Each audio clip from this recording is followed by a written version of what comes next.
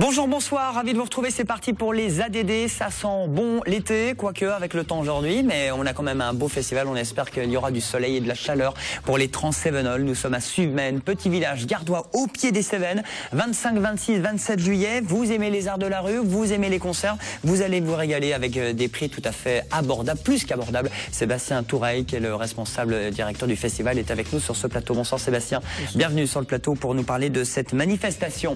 Une autre manif qui donne le coup d'envoi de la saison estivale à Palavas. Et oui, on est en pleine vacances, ça y est, c'est parti. Max est avec nous. Max Jean-Jean, bonsoir monsieur.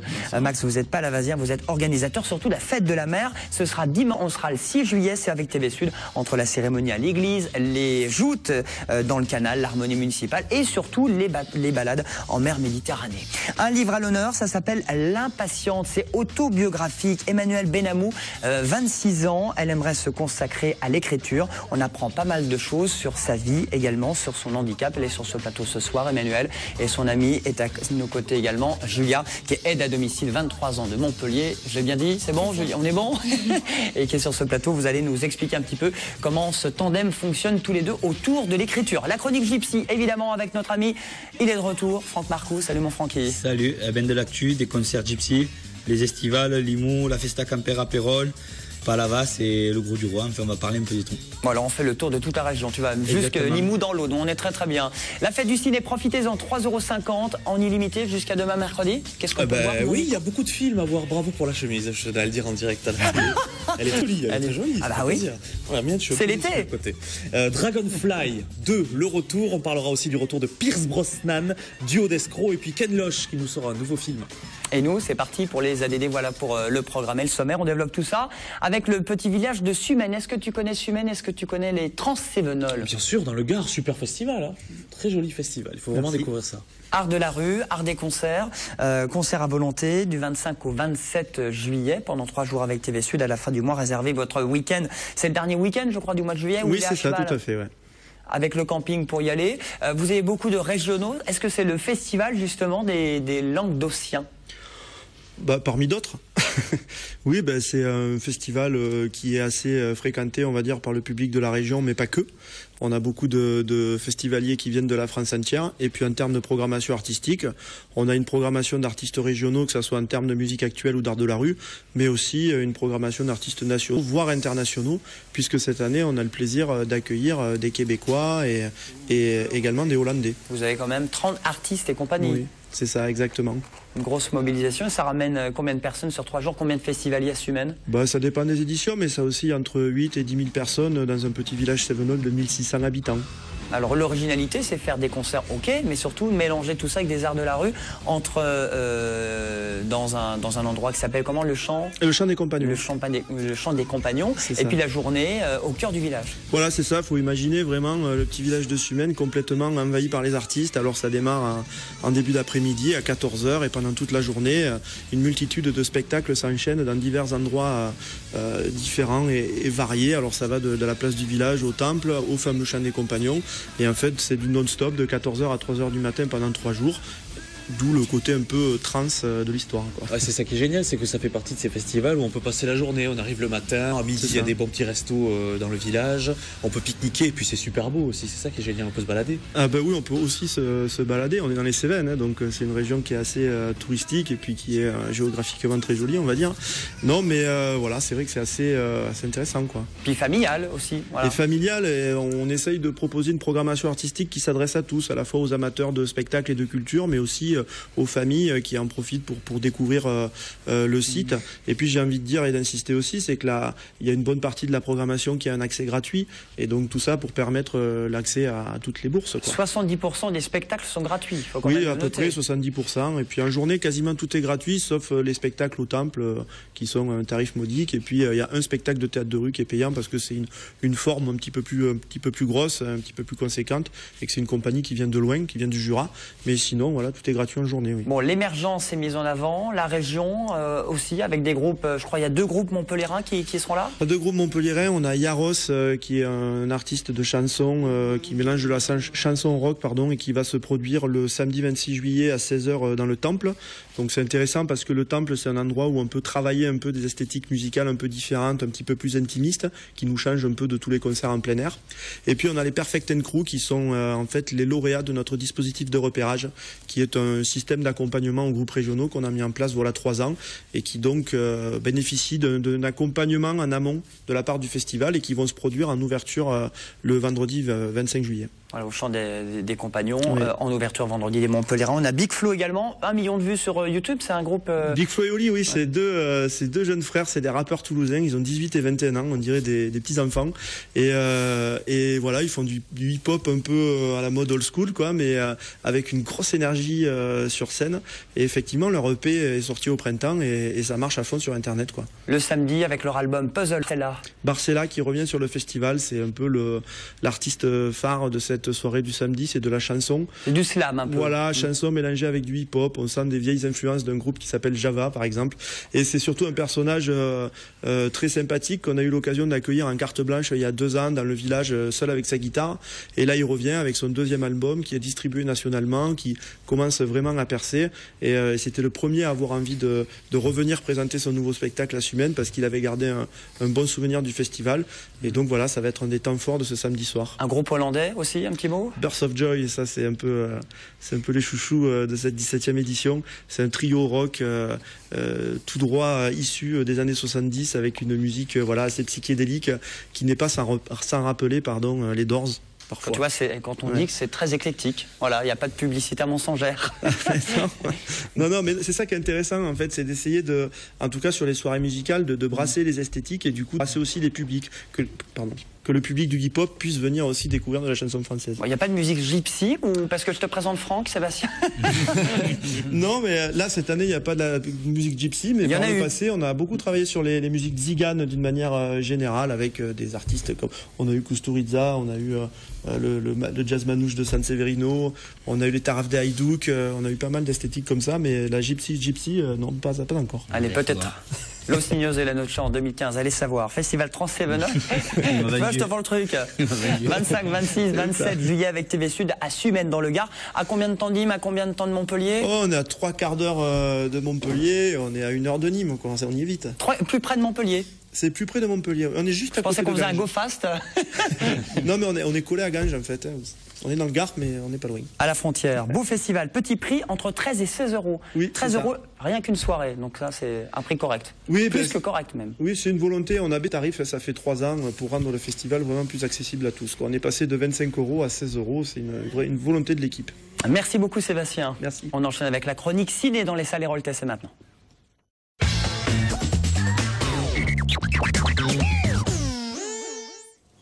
On commence avec Dragon 2, un film d'animation qui sort demain. Et le retour de l'un des films d'animation les plus prisés de ces dernières années, ça avait cartonné le numéro 1. Petite séance de rattrapage pour ceux qui auraient raté le premier épisode. Peut-être pour Max, vous avez vu Dragon 1? Max par exemple. Non, il l'a pas vu. Il l'a pas vu. Alors je vous explique. Dragon 1 à Palavas. Figurez-vous, alors Palavas je sais pas, mais en tout cas dans le 1, les dragons sont plutôt gentils et pour la plupart, ils acceptent d'être montés. Mais d'abord il faut les apprivoiser. À Palavas ça peut arriver, mais pour pas des dragons. Donc il faut les apprivoiser. Il y a même des courses sportives qui se mettent en place un peu façon Harry Potter. Et là pour Dragonfly 2, au cours d'une course, les héros découvrent une grotte qui abrite plein de nouveaux dragons sauvages. Alors là, c'est parti, c'est super, c'est en 3D, c'est super beau, il y a plein de couleurs. Et ça sort cette semaine. Une comédie franco-anglaise, ça s'appelle Duo d'escrocs et ça sort également demain dans les salles. Et c'est avec Pierce Brosnan et Emma Thompson, les 2 vieux beaux du cinéma américain. Et l'ancien James Bond, Pierce Brosnan, il joue le rôle de Richard Jones, qui arrive à son travail pour son dernier jour avant la retraite. C'est mon dernier jour, je vais être tranquille, pépère. Eh ben non, finalement non, parce qu'il se rend compte qu'un trader a un peu magouillé dans sa société et du coup il va peut-être ne pas toucher sa retraite. Et ses collègues pareil, du coup il est un peu énervé, il appelle son ex-femme et ils partent à la poursuite du méchant trader qui est en France. Alors, allusion ou pas à Jérôme Kerviel, qui est en prison d'ailleurs aujourd'hui. On ne sait pas, en tout cas, ça se passe en France, à Paris notamment, et ça sort cette semaine. À voir, c'est un film américain un peu plus western. Et c'est une comédie, on rit beaucoup quand même, c'est complètement décalé d'ailleurs, ça s'appelle Albert à l'Ouest. Figurez-vous que la copine d'Albert l'a quitté, donc il tombe en mode d'une autre fille, mais malheureusement cette fille c'est la meuf de hors-la-loi. On regarde, petit extrait, c'est très drôle, vous allez voir. Mais c'est toute une organisation, c'est une boîte dans le Nord qui extrait la glace et qui la fait descendre. Ils la font descendre trop vite. Le Far West, c'est un endroit et une époque horrible. À tous les coins de rue, tout ce qui bouge veut ta peau. Les ivrognes en pétard, les chacals, les hors-la-loi. Oh, les médecins. J'ai rien pu faire. Elle avait une épine dans le pied. Vous pouviez rien faire, docteur. Accueillons une nouvelle venue dans notre paroisse. Bienvenue dans notre charmant village. C'est quoi le problème à la foire? Tous les ans, il y a des morts. Comment ça? On ne bouge plus. Il y en a qui meurent à la foire. Il y en a qui meurent à la fois. Quelqu'un dans cette ville va se faire descendre. Tirez pas, c'est soirée crac-crac. Si tu bats ce gars-là au cours d'un duel, tu seras un vrai héros. C'est la plus fine gâchette de tout le comté. Je vais t'apprendre à tirer.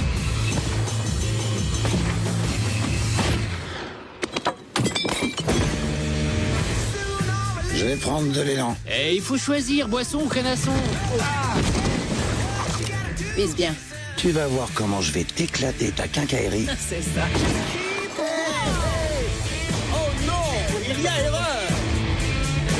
C'est la première fois que tu vas voir ça? J'ai l'impression que c'est mon anniversaire, je suis vraiment... D'accord, prêt? Je sais que t'es là, Stark. Na klar, Henadza imeko. Hatena ashte. Mila kunis, Mila kunis. Tajus, nekle. Chacha, tanjo. Shte. Tasche goute.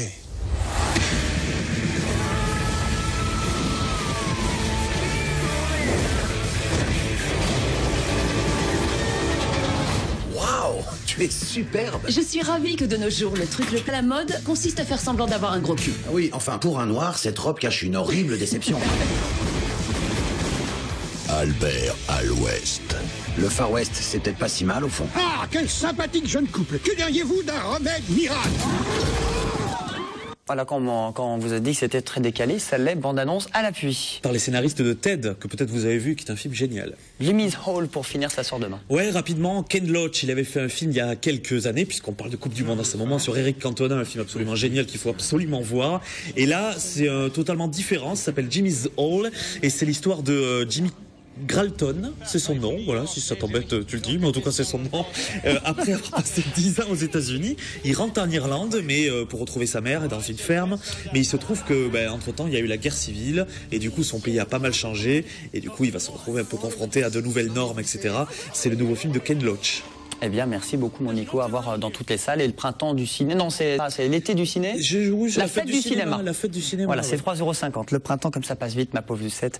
Merci beaucoup. 3,50 € dans toutes les salles jusqu'à demain, mercredi. On enchaîne avec un livre qui s'appelle Impatiente, l'impatiente, autobiographique. L'impatiente, elle est avec nous.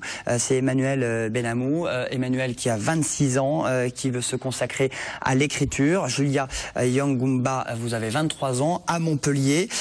Vous êtes son amie, mais vous êtes connue parce que vous étiez aide de vie. Vous occupiez d'Emmanuel. On s'est connus dans un contexte familial il y a à peu près 10 ans. On est devenus amis depuis et c'est vrai que j'ai continué à travailler en tant qu'aide de vie pour elle. Voilà, donc handicapée, atteinte de la maladie de Friedreich, c'est ça, si je dis pas de bêtises. Et c'est un livre de 181 pages. Comment est née l'idée de créer un livre comme ça, Emmanuel et Julia? Alors Julia va traduire ce que dit Emmanuel. On va dire qu'au début, c'était pas vraiment bien défini les raisons pour lesquelles elle a voulu l'écrire. Mais c'est surtout une occasion pour elle de pouvoir montrer aux gens qu'il y a de l'espoir et que rien n'est impossible. Est-ce que c'est le message que vous voulez donner à travers ce livre, L'impatiente? Oui.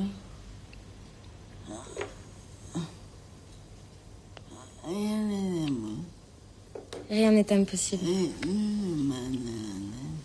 Et tout se passe dans la tête. Alors comment vous avez écrit, Julia, ce livre? D'abord, c'est elle qui l'a écrit, vous avez collaboré tous les deux, comment ça s'est passé? Ce n'est pas moi qui l'ai rédigé. C'est Emmanuelle la chef, c'est elle qui a écrit. Voilà, Emmanuelle c'est la chef, c'est elle qui a dicté et une autre de ses aides de vie qui s'appelle Caroline l'a mis sur papier. C'est bien, c'est un grand bravo parce que c'est pas l'occasion que tout le monde en situation de handicap puisse faire un livre et trouver un éditeur. Julia, qu'est-ce que vous avez envie de dire à ce sujet? Que ça a été une grande expérience pour elle déjà. Très compliqué, oui, donc de trouver l'éditeur. Puis ensuite, ça allait très vite. La sortie du livre, il a fallu faire toute la promotion autour parce que on s'est débrouillé toute seule. Et on a notamment eu l'occasion de pouvoir tourner un petit spot publicitaire. Donc voilà, beaucoup d'expérience pour nous. C'était génial. Et le spot, on le regarde, le livre s'appelle Impatiente. Je suis qui je suis. J'habite là où tu n'habites pas. Je fais ce que tu ne fais pas. Je dis des choses que tu ne dis pas. Pour finir, je suis tout ce que tu ne sauras jamais. Normal, je suis l'exceptionnel Emmanuel. Car la vie est une fête. Partagez mon histoire. On a reconnu Palavas les feux, Max. Hein, oui, je crois que c'est chez vous. Entendu, et puis j'ai essayé de voir. Effectivement, c'est vrai. C'est ça. Bon, quel est le message? Vous l'avez dit, c'est un livre autobiographique au final qui parle de vous, de vos journées depuis toute petite, en passant par votre étudiante à la fac à Paul Valéry. C'est vraiment toute sa vie, ouais, depuis sa naissance à aujourd'hui. Bon, il y en aura peut-être un nouveau, allez savoir, l'Impatiente 2. Et peut-être une dédicace après, vous allez voir, Julia, vous en occupez aussi un petit peu. Séance de dédicace prévue dans le mois de juillet. Bon, vous avez les dates? Non, pas encore. Pas encore, vous êtes en train de négocier. Voilà. C'est bien, Julia, elle bosse bien, hein, elle se débrouille plutôt bien. Merci Emmanuel d'être venu sur ce plateau, vive la lecture, et puis voilà, vive la vie aussi, bravo pour ce que vous faites. Est-ce qu'on part à Palavas, Emmanuel? Oui. Allez, elle dit oui, on y va. Allez, justement, on y va. Et elle est la bienvenue d'ailleurs, Emmanuel et Julia et tout le monde, Palavasien, Palavasienne et même tous ceux de la région, pour la fête de la mer. Ça y est, ce qui donne le coup d'envoi des festivités, la fête de la mer. Je ne sais pas si Francky tu connais, c'est chaque année. Là, c'est ce dimanche à Palavas. Bien sûr, je connais très bien la fête de la mer à Palavas. Et c'est Max Jean-Jean, vous êtes organisateur. Rien à voir avec Christian Jean-Jean, c'est pas la même famille? Non, c'est pas du tout la même famille. Il y a beaucoup de Jean-Jean à Palavas. Oui, c'est ça, bien sûr. C'est ça, ouais. Organisateur. Alors vous n'êtes pas pêcheur, vous êtes préparateur en pharmacie. Voilà, à la retraite. À la retraite. C'est ça. Je n'ai pas fini ma phrase. Bon, mais par contre, le monde de la pêche, vous la côtoyez, vous les connaissez bien, ces pêcheurs? Je connais très bien les pêcheurs. Et d'ailleurs, cette fête de la mer, c'est une tradition, puisque Palavas, depuis la première fête de la mer, a eu lieu en 1952, et depuis elle se perpétue. C'est à l'époque où à Palavas il y avait 290 familles de pêcheurs et 8 marailleurs. Donc la pêche était une grosse industrie qui a actuellement bien diminué, puisque maintenant Palavas est devenue une station balnéaire de haut niveau. Il y a combien de pêcheurs maintenant? Et des pêcheurs, il y a une quarantaine de pêcheurs. Ah oui, plus de 40. Mais c'est quand même leur fête, même si par-dessus, il y a de ce côté aussi populaire. C'est leur fête parce qu'ils animent aussi le canal, parce qu'ils vendent le poisson au bord du canal. C'est quand même des grands animateurs de Palavas. Alors c'est une fête un peu mi-religieuse, mi-païenne, avec la cérémonie à l'église, évidemment dimanche. Tu seras peut-être à la messe, mon Franck. Il y a les joutes dans le canal. C'est ça, le soir, le dimanche soir. Il y a un grand feu d'artifice qui lance la saison, donc à 10h30 le soir. Il y a l'harmonie municipale. Il y a l'harmonie, donc alors il y a le défilé le long du canal. Ensuite, les gens viennent au port où justement la rouille palavasienne leur sera servie, puisque c'est les pêcheurs palavasiens qui ont inventé la rouille palavasienne, qui n'est pas du tout la même que la grolène ou que la sétoise. C'est vraiment une rouille. C'est quoi le petit plus alors? Nous, il y a des pommes de terre. Ah, il y a des patates. Voilà. Très bien. Tu vois, il y a des pommes de terre. En plus. Bon, très bien. Et puis voilà, c'est surtout ces petites balades en mer dans des bateaux qui contiennent plus d'une centaine de personnes. Tous les bateaux de pêcheurs qui viennent en mer, qui sont bénis par le prêtre qui fait la manifestation. Et ensuite, la ville loue 5 bateaux de promenade qui emmènent les Palavasiens, tous les Palavasiens, puisque le maire a souhaité cette année que toute la ville de Palavas participe à cette fête. Donc on amènera les Palavasiens en mer pour bénir les bateaux et lancer la couronne des pêcheurs à la mer. Donc il y a le prêtre sur le bateau. Il y a le prêtre, il y a même le préfet, il y a un... D'accord. Il n'y a pas que le bateau cool. Hein, parce que oui, ça nous ferait une grosse brève pour lundi à TV Sud. Le préfet, le bateau et le maire. Alors on fait attention, d'autant plus que vous avez réquisitionné tous les gros bateaux de l'Hérault pour... Les gros bateaux qui existent actuellement entre Sète, Port-Camargue, Gros-du-Roi, Grande-Motte, Carnon et Palavas. Et il n'y en a que 5. Ils seront là les 5 à 17h30 pour la promenade. Non, ils seront là à 13h30. 13h30, pardon, je me suis trompé. Mais il y a le pèlerinage, on sort le Saint-Pierre. On sort le Saint-Pierre à la mer, voilà, c'est ça. J'adore cette église, moi. L'église de Palavas? Et oui, il y a les Saintes Maries de la Mer à l'intérieur. Il y a le Saint-Pierre et les Saintes Maries... Et les Saintes Maries de la Mer, la réplique des Saintes Maries de la Mer dans l'église de Palavas. Il y a de très beaux vitraux aussi dans l'église de Palavas, derrière l'hôtel. Donc le maire invite tous les Palavasiens, il y a l'apéro, il y a la dégustation de rouille, et puis pas mal d'animations sont gratuites. Pour la balade en bateau, dernière question, Max, il faut s'inscrire? C'est gratuit, non, pas besoin de s'inscrire, les gens viennent directement au port. Et on embarque tous ceux que l'on peut embarquer. Parce qu'il y a beaucoup plus de monde qui souhaite être embarqué que ceux que l'on peut prendre, en fait. Maintenant, il y a les pêcheurs, il y a les touristes, il y a le préfet, il y a le maire, il y a tout le monde. Oui. Rendez-vous dimanche à Palavas. Il y a plus de gratin. À partir de 10h à l'église de Palavas. Voilà, nouvelle édition de la fête de la mer avec TV Sud. Et on salue tous ceux qui nous regardent à Palavas. On termine avec la chronique Gypsy de Franck, c'est maintenant.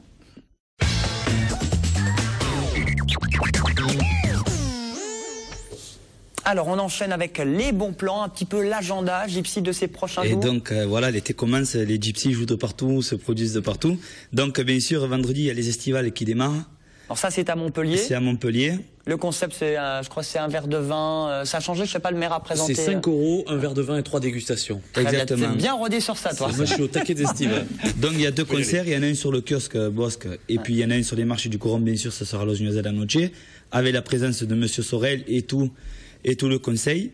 Et bien sûr, il y aura aussi Miss Montpellier, Marie Fabre, qui sera présente, qui est ma cousine. Ah, sérieusement. Bon, très bien. Avec tes cousins et tes cousines. Donc, voilà. Miss Montpellier, c'est la cousine. Voilà. Donc après, on continue à Montpellier. Ça se passe à Montpellier. Après, du 4 au 6 juillet, il y a la Festa Campera à Pérol qui démarre. Donc, il y a 3 groupes gypsy qui se produisent. Ritano Poeta, Los Niños de la Noche le samedi, et Tierra Ritana le 6 le dimanche, avec Taureau, Bodega, Chevaux, Danse Sévillane et le DJ Gino jusqu'à 2h du matin. Faut venir, c'est derrière les arènes, c'est super. En même temps que la Festa Campera, il y a la feria de Limoux, pour ceux qui sont sur Limoux. Alors ça, c'est où? C'est près de Narbonne, dans l'Aude? C'est après Carcassonne. Après, tu nous emmènes loin, hein. Donc c'est du 4 au 6 juillet, concert Taureau, Bodega aussi pour Limoux. Faut savoir que Limoux, c'est un village qui est 9 mois en fête par an. Qu'est-ce qu'ils font? Le carnaval, avec tout ce qu'il y a, pendant 9 mois, Limoux, c'est en fête. Il y a un très bon vin là-bas, je crois, non? Il y a la Blanquette. Il y a la bulle, il est incollable. Je suis de là-bas, moi, regardez ce que ça donne. Il faut savoir que la méthode champenoise vient de Limoux, au départ. Après, au Mas Saint-François, c'est juste à Latte. Ça, c'est le 12 juillet, à partir de 20h, c'est les Gypsy Paradis. Il y a une soirée gypsy autour du feu de joie. Il y a 100 places, c'est limité, il faut venir, c'est super sympa, c'est un endroit féerique. Si un jour vous devez y aller, c'est à la Serré-Red, c'est derrière Yamaha. Ah, très bien, on note derrière Yamaha. Derrière Yamaha, juste, c'est indiqué. Il a la moto gratos là-bas, ouais. Voilà. Après, ça se passe au Gros du Roi tous les jeudis soirs, c'est le groupe Ritano Poeta qui se produit au casino Le Flamingo. À partir de 19h30 avec un menu à 12 €, la paella, la sangria. Et donc après on peut aller jouer aux machines à sous. J'ai gagné 50 € l'autre fois. Bah, très bien, pièce d'identité obligatoire d'ailleurs. Voilà, c'est ça. Et puis bien sûr à Palavas, c'est toujours ça, c'est notre fief à nous, Los Niños de la Noche. C'est tous les jeudis en août et tous les mercredis en juillet à 19h30 à la Passerelle. Ouais. C'est un restaurant qui a 40 ans et on fait une animation là-bas pour les gens de Palavas. C'est super sympa. Et on termine par Gitan de légende, l'émission avec TV Sud. Et donc Gitan de légende qu'on a monté avec Bernard Bionne, qui est l'agent de tous les gypsies depuis plus de 40 ans. Il y a Pierre-Paul qui nous donne un coup de main. TV Sud, c'est Gitan de légende. On retrace l'histoire des gitans, la musique gitane en fait, de Manita de Plata, José Reyes, en passant par tous les artistes qui ont fait cette belle chaîne et ce beau partage jusqu'à la nouvelle génération. 2014, et bien sûr, il n'y aura jamais de fin à cette émission parce que faut que ça continue, il faut que notre musique pérennise. Mais cette émission, elle a pour but de montrer les nouveaux talents gypsy. Il y a Kenji aujourd'hui qui est en train d'exploser de partout. Et sur toutes les radios, lui, avec The Voice. Toutes les radios, puis il a une grosse tournée en 2015 déjà. Je suis allé sur Facebook. J'ai regardé ce qu'ils faisaient avec son tube Coloritano. Et puis, bien sûr, pas oublier ceux qui ont ouvert les portes de notre musique dans le monde entier avec José Reyes, Manitas, qu'on n'oublie pas. Et puis après, Ricao, les jeunes, voilà. À quelle heure sur TV Sud, Gitan des Donc gens ça sera tous les vendredis. En ce moment, ça va être à partir de 19h et rediffusion à 21h. La première et deuxième émission, jusqu'à temps qu'on tourne, là, on va tourner les 2 autres émissions. Donc il y aura 4 émissions de 24 minutes, 96 minutes que de bonheur, de musique et de partage. Bon, vous n'avez rien compris, tvsud.fr pour regarder la programmation de TV Sud. Merci beaucoup. Merci beaucoup Franck. Merci Sébastien Touraille avec ce festival à Sumène. La fête de la mer, c'est ce week-end dimanche à Palavas. Et puis peut-être une dédicace, on l'espère, avec Emmanuel et Julia pour le livre qui s'appelle L'Impatiente. Et puis mon Nico, à très bientôt pour une prochaine chronique livre. Je vous embrasse, je vous dis à demain sur TV Sud. Vive la vie. Bonne soirée à demain.